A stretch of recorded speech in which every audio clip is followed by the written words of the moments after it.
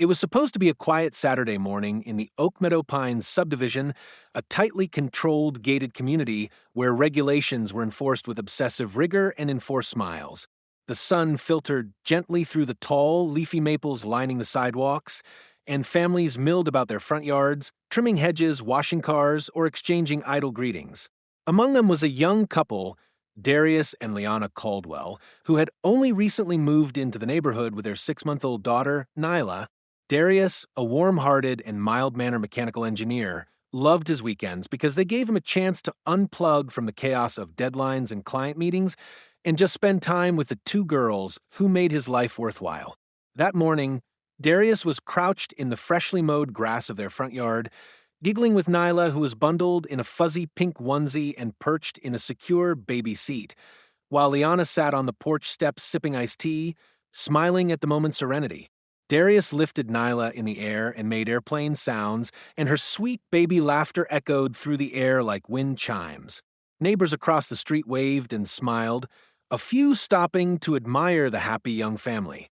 But hidden behind lace curtains, eyes were watching, not with joy but disdain. Karen Delaney, head of the HOA board, peered from her living room with a twisted frown on her overly bronzed face. To her, this wasn't wholesome. It was disruptive, offensive even. She detested Darius from the moment he and Liana moved in. Not because they broke any rules, but because they didn't kiss the ring. Karen had been self-appointed queen of Oak Meadow Pines for over a decade, and she demanded obedience, deference, and total conformity. She insisted lawns be a specific shade of green, no front-facing strollers be left out, no children's toys on grass, no music, no joy unless pre-approved. She was infamous for ticketing residents for parking 2 inches outside their driveway lines or for daring to plant tulips instead of the HOA-mandated chrysanthemums. And yet she had a soft spot for firearms. Her Facebook was plastered with photos of her showing off her pistol collection next to quotes like "My HOA, my rules," and "Mess around and find out." Her husband had left years ago, her kids stopped visiting, and what remained was a lonely, bitter woman who poured her unfulfilled life into policing others. When Darius moved in and politely refused to attend her mandatory welcome tea, that was strike one. When he didn't cut his grass to exactly 2 inches, strike two. When he dared set up a baby bouncer in the front yard. Oh, that was a declaration of war in Karen's mind. That morning, she stormed down the front steps in her pink robe and curlers, a clipboard tucked under one arm and her holstered sidearm at her hip, muttering about violations. She marched straight up to the family's yard, red-faced, and already shouting before Darius could greet her. "This is not a daycare. You are violating Code 8B of the HOA guidelines. No child paraphernalia on the front lawn," she snapped, pointing aggressively at the baby seat and blanket. Darius stood up slowly, hands open in a gesture of calm, used to de-escalating situations in his professional life. "Miss Delaney, it's Saturday. We're just playing with our daughter. We're not blocking traffic, we're not making noise, and we're within our property lines," he said politely, keeping his voice low, so as not to frighten Nyla. But Karen's face only reddened further, and her voice grew shriller. "Don't you dare talk back to me. I am the president of this HOA. I can fine you, I can get you evicted, and don't think I won't call security," she screamed. Liana stood up now, alarmed, her protective instincts kicking in. "Karen, please. You're frightening the baby." That's when Karen's hand moved to her hip, resting on the handle of her pistol, and for a moment Darius thought she was just bluffing until she drew it. Time seemed to slow, the neighbors watching from porches froze in horror, and Liana gasped and reached for Nyla instinctively. "You're threatening me now?" Karen shrieked, eyes wild, finger twitching on the trigger. Darius took a slow step forward, both palms raised. "Karen, please, put it down. No one's threatening you. You're upset, we can talk this out." But Karen was past reason. Her ego, her rage, her loneliness, all bubbled over into an irrational storm, and in one split-second decision that would change everything, she pulled the trigger. The sound cracked through the neighborhood like a thunderclap. Darius stumbled backward and collapsed into the grass, a dark patch blooming across his chest. Liana screamed, a raw, primal sound of grief, and fell to her knees beside him, cradling his head in her lap as Nyla cried uncontrollably in the background. Blood soaked into the earth as neighbors began to run toward them, shouting for someone to call 911. Karen just stood there, stunned, the gun still raised, her expression unreadable. It was as if she didn't comprehend what she had done. Security guards arrived within minutes, but they hesitated when they saw Karen, unsure whether to disarm her. She slowly placed the weapon on the ground without a word, eyes glassy. Paramedics fought to keep Darius alive on the way to the hospital, Liana gripping his hand the entire ride, whispering that he would make it, that he had to make it. The community was stunned into silence. A father had been shot in front of his child for the unthinkable crime of enjoying a sunny morning. Whispers turned into rumors. Had Darius provoked her? Was it self-defense? But those who saw it knew the truth. This wasn't about rules. This was about power, about control. And it wasn't just an act of violence. It was a declaration that Karen believed she was above consequences. But the world would soon prove her wrong. What happened next would shake the foundations of Oak Meadow Pines, rattle the justice system, and reveal a truth about this neighborhood far darker than anyone had dared imagine. The emergency room was a flurry of movement and tension as paramedics wheeled Darius through the double doors, his shirt soaked in blood and his pulse fading. Doctors and nurses shouted over one another as they fought to stabilize him, cutting away fabric, intubating, injecting, and compressing with every bit of strength and speed they had. Liana stood back, her hands and jeans smeared with Darius's blood, clutching Nyla against her chest as if her own heartbeat depended on the tiny infant's warmth. Her mind whirled in a haze of disbelief. One moment they were playing in the yard, and the next her husband's blood was on her fingers, soaking into the creases of her palms. "Ma'am, are you family?" a nurse asked urgently, guiding her toward the waiting room. Liana nodded numbly, unable to form words, and accepted a towel to wipe her hands as Nyla whimpered and squirmed. Outside, the hospital filled with arriving reporters and Oak Meadow Pines residents who had followed the ambulance, some to offer support, others just to witness the chaos firsthand. But one person was conspicuously absent, Karen Delaney. After the police arrived at the scene, she had been briefly detained for questioning, but shockingly, she wasn't placed under arrest. Karen, still in her pink robe and slippers, calmly explained to officers that Darius had lunged at her and she feared for her life.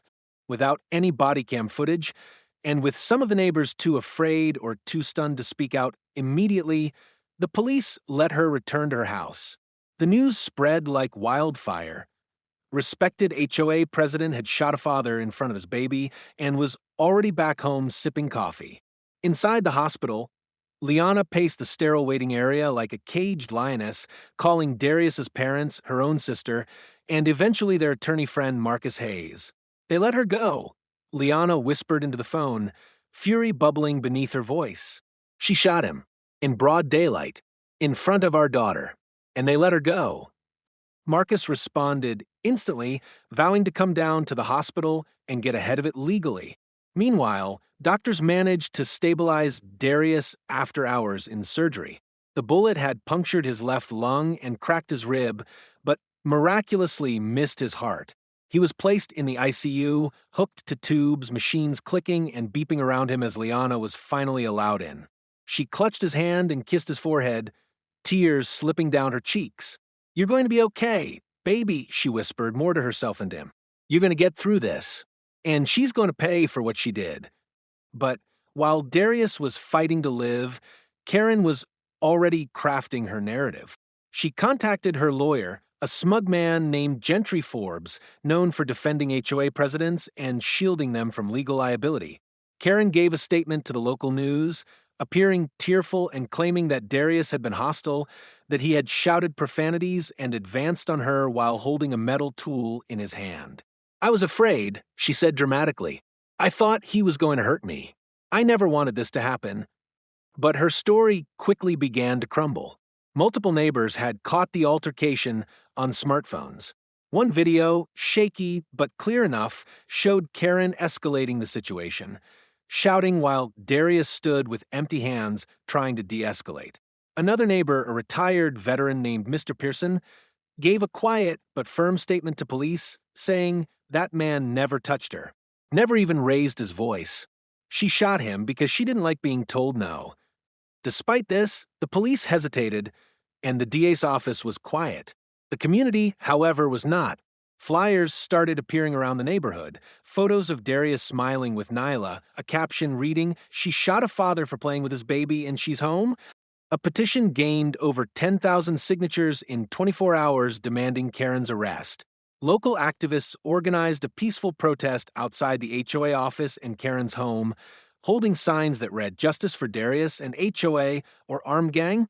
Karen, now feeling the pressure, called in favors with council members and claimed victimhood, saying she was being unfairly targeted. But the tide had turned. News stations picked up the story and national attention followed. One cable anchor bluntly asked on air, if the roles were reversed, if Darius shot Karen, would he be home tonight? That question ignited a firestorm. Liana, at her husband's bedside, received thousands of messages from strangers, some offering prayers, others demanding justice, and a few disturbingly racist, ones accusing Darius of being a thug, despite his clean record, professional career, and gentle demeanor. She began documenting everything, building a file with Marcus. Karen's pattern of harassment, her HOA abuse, her firearm obsession, and now attempted murder. Marcus filed an emergency motion with the court for a protection order and pressed the district attorney's office for charges. Behind the scenes, more neighbors began coming forward. One elderly woman said Karen once pointed a gun at her teenage grandson for parking his car too loud. Another couple had moved out after Karen posted their wedding photos on the HOA board with a complaint that they brought down the image of the community. These stories, which had been whispered for years, now erupted into public record. But Karen still had defenders, mostly the HOA loyalists, a group of older residents who believed in law and order so long as it protected them. They claimed the videos were taken out of context, and one even blamed Darius for not staying in the backyard where the HOA rules permitted children's play. The warped logic only fueled more outrage. Meanwhile, Darius began to wake up, slowly, his body broken but spirit intact. When he opened his eyes and saw Liana's tear-streaked face and their daughter cradled beside him, his lips curled into the faintest smile. He couldn't yet speak, but his eyes said it all. He was alive, and he remembered. Liana knew he would testify. As the days passed, the press camped outside Oak Meadow Pines. Drones hovered over Karen's house, and anonymous messages began flooding the HOA tip line, demanding her resignation. She held a press conference in her driveway, claiming mob mentality and libel, but her voice cracked and her eyes darted nervously. Then came the moment that would tip the scales entirely. Mr. Pearson turned over full HD security footage from his porch camera. It showed everything from Karen's march across the street to her yelling, drawing her gun, and firing while Darius had both hands in the air. It was irrefutable. Within hours, the DA's office issued a warrant for Karen Delaney's arrest on charges of attempted murder, aggravated assault, and endangering the welfare of a child. Police arrived with a warrant that evening, and the sight of Karen being led away in cuffs sent cheers through the crowd gathered outside. Liana watched the news feed from the hospital room, holding Darius's hand, whispering, "She's going to face this. She's not getting away with it." But Karen had one more card to play, an old political donor in her pocket, a judge who owed her favors, and a defense attorney who would stop at nothing to spin the case in her favor. What no one knew yet was that Liana had a powerful past of her own, one that would soon emerge and turn the entire case on its head. Because while Karen believed she'd finally been wronged by the world she ruled for years, she had no idea who Darius's wife really was, and what she was capable of when the law failed her family. The days that followed Karen Delaney's arrest sent shockwaves through the entire Oak Meadow Pines community and far beyond, igniting debates, think pieces, and national television segments dissecting everything from the abuse of HOA authority to racial bias in law enforcement. But while the public argued and speculated, Liana Caldwell was done waiting. Sitting beside her husband as he healed slowly in his hospital bed, his breaths shallow but steady, she began orchestrating something far greater than the average lawsuit or media appeal, something that would change not just their lives, but the entire system that had protected people like Karen for so long. Karen, now sitting in county jail with her freshly dyed roots showing and her designer sweats replaced by an orange jumpsuit, still believed she could buy or bully her way out of this. Her attorney, Gentry Forbes, was already moving to suppress the porch camera footage, arguing chain of custody and privacy concerns. He made press appearances claiming that Karen was the real victim of a targeted witch hunt using buzzwords like stand your ground and threaten suburban peace. Meanwhile, HOA loyalists began forming a small but vocal online support group, many of whom had benefited from Karen's authoritarian reign and now feared that her downfall would expose their own complicit behavior. But what none of them knew, not Forbes, not the DA, not even Darius, was that Liana Caldwell had once been Liana Forrester, Assistant U.S. District Attorney for the Southern District before stepping back from public life after Nyla's birth. Her quiet presence and sweet demeanor in the neighborhood had led people to assume she was simply a stay-at-home mom. No one guessed she was a brilliant legal mind who had argued high-profile federal cases involving police corruption, racketeering, and civil rights violations. Now, with her husband nearly killed in front of their baby and the system momentarily stalling, Liana knew it was time to come out of retirement. She reactivated her bar membership and, with Marcus as her co-counsel, filed a sweeping federal civil suit, not just against Karen, but the Oak Meadow Pines Homeowners Association, Gentry Forbes, and even the local police department for their initial refusal to detain Karen after the shooting. She called it a systemic failure of justice, backed by evidence, witness statements, years of unchecked abuse, and most critically, pattern behavior. Once quiet neighbors now emerged in droves to testify, emboldened by Liana's resolve. A disabled veteran who had been fined for displaying a small flag. A single mother threatened with eviction over a trampoline. A biracial couple who had endured Karen's constant inspections and fines until they moved out quietly. Each story added fuel to the fire, painting a portrait of a woman who had treated the HOA like her personal fiefdom. Meanwhile, Darius, now regaining strength, was transferred from ICU to a private recovery room where he began writing his official statement for court. His voice was still hoarse, but his will was strong, especially after learning about Liana's plans. "You're going to bring it all down," he whispered to her one evening, gripping her hand, everything she stood for. Karen's defense team tried everything, motion after motion to delay, suppress, deflect.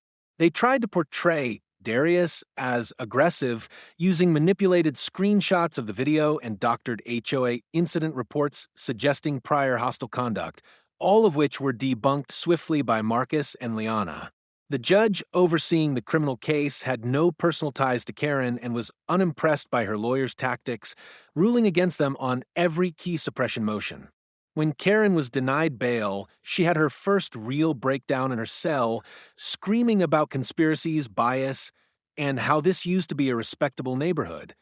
But the world was no longer willing to accommodate her version of respect.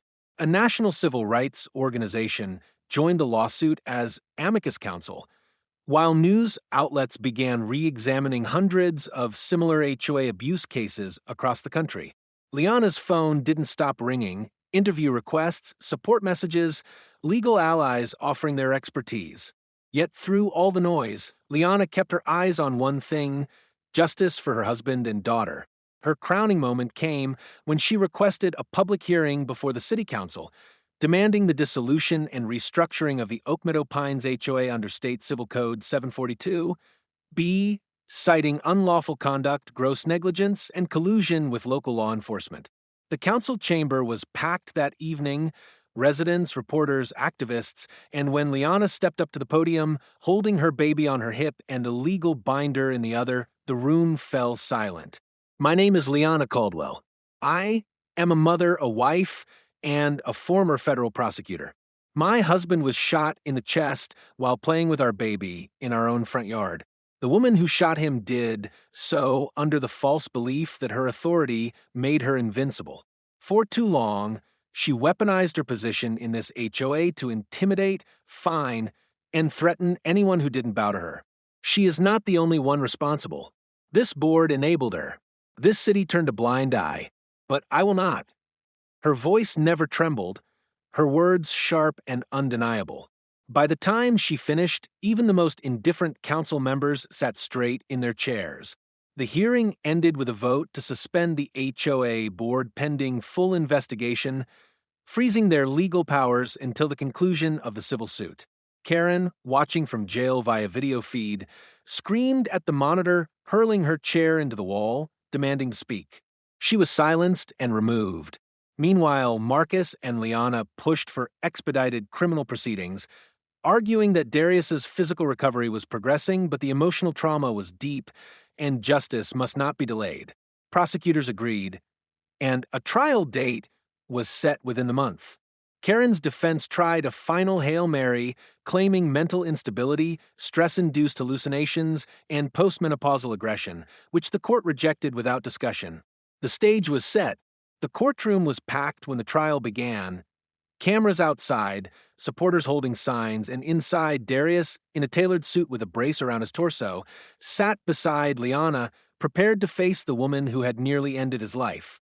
Karen was led in shackled, her once pristine hair now gray at the roots, her eyes darting from juror to juror. Testimonies began. Neighbors recounted her verbal threats, the HOA abuse, the sound of the gunshot that morning. The porch camera footage was shown frame by frame. Darius's open hands, Karen's scream, the gun raised, the trigger pulled. Darius himself took the stand and spoke softly, steadily. I wasn't armed. I wasn't threatening. I was holding my hands in the air, so she would know I wasn't a danger. She shot me anyway.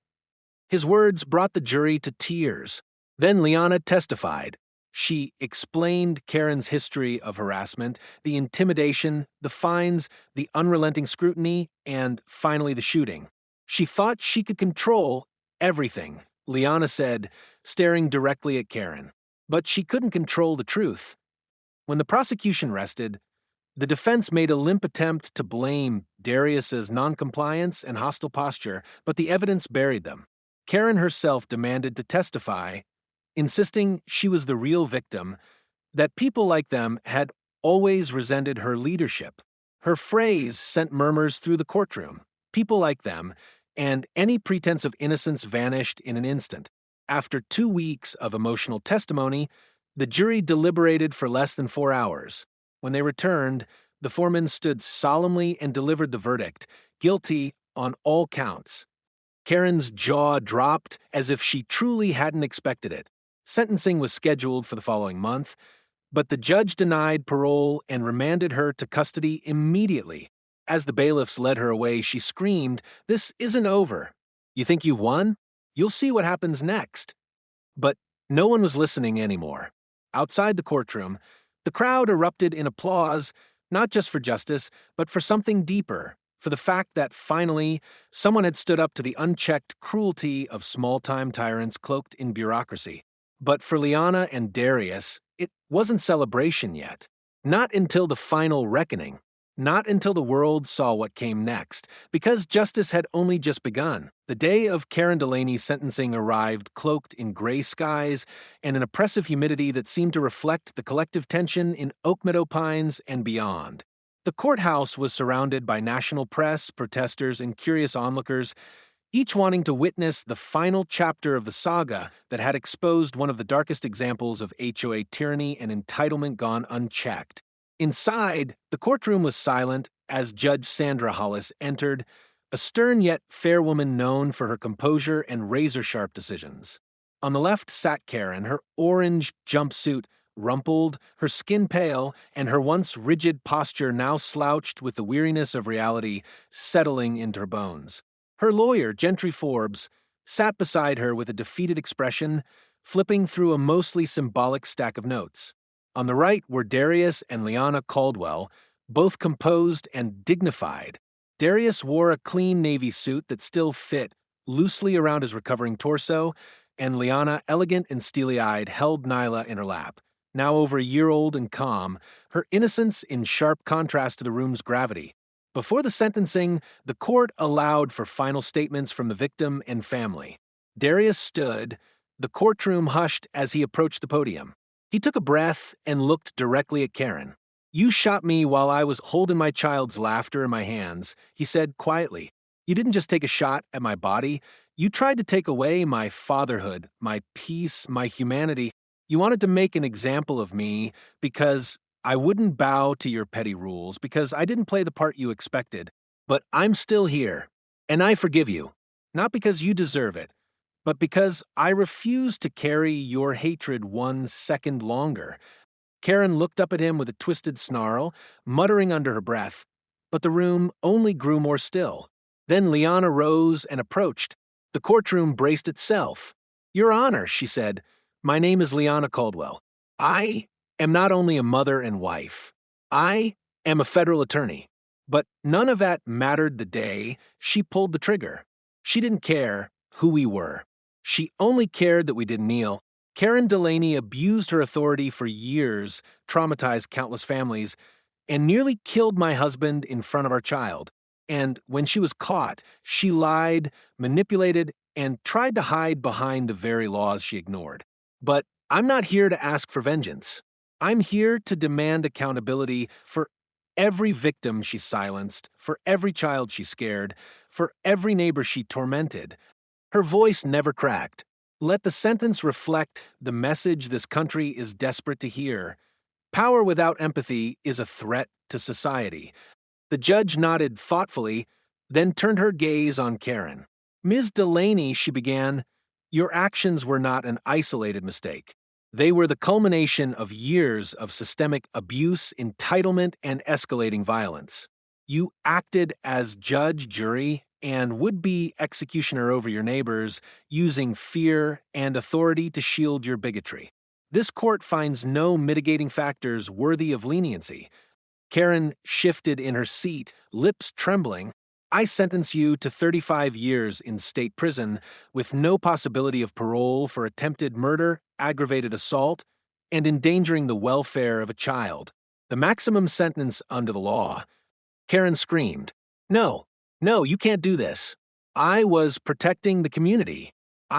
Bailiffs moved quickly as she kicked her chair and shrieked, trying to lunge at the bench, but her legs were shackled.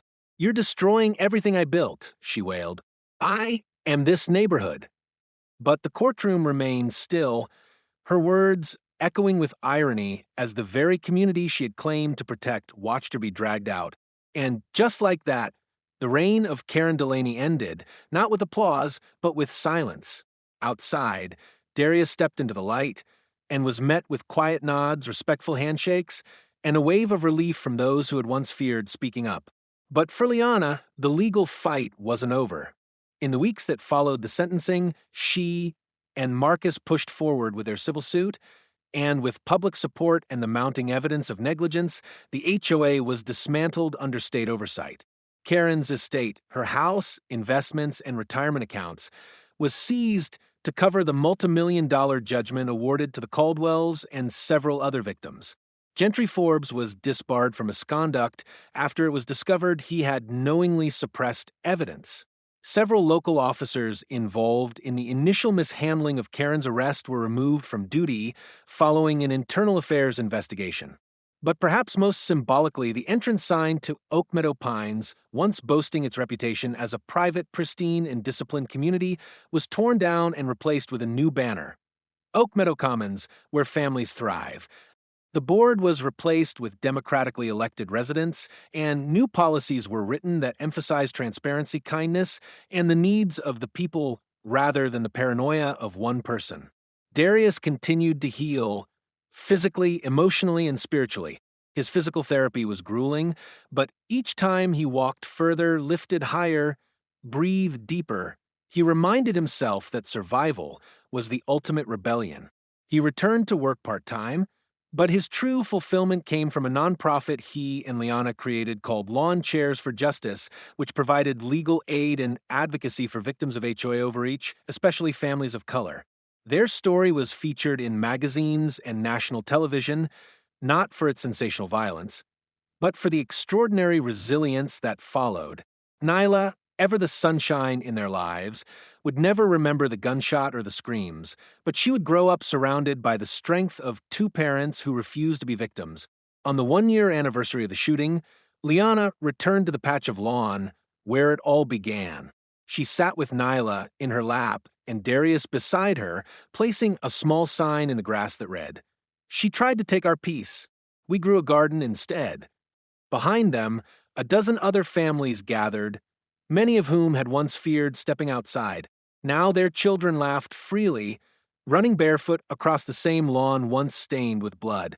Karen Delaney's house was boarded up, weeds overtaking her perfect hedges, a for sale sign now standing awkwardly crooked by the mailbox. Justice, it seemed, had grown taller than her iron grip. And though there would always be those like Karen in the world, people who clung to petty power like a lifeline, there would also be people like the Caldwells who would rise every time to meet them. Because in the end, a title doesn't make you powerful. Compassion does. And in that neighborhood, on that street, under that sky, love had the final word.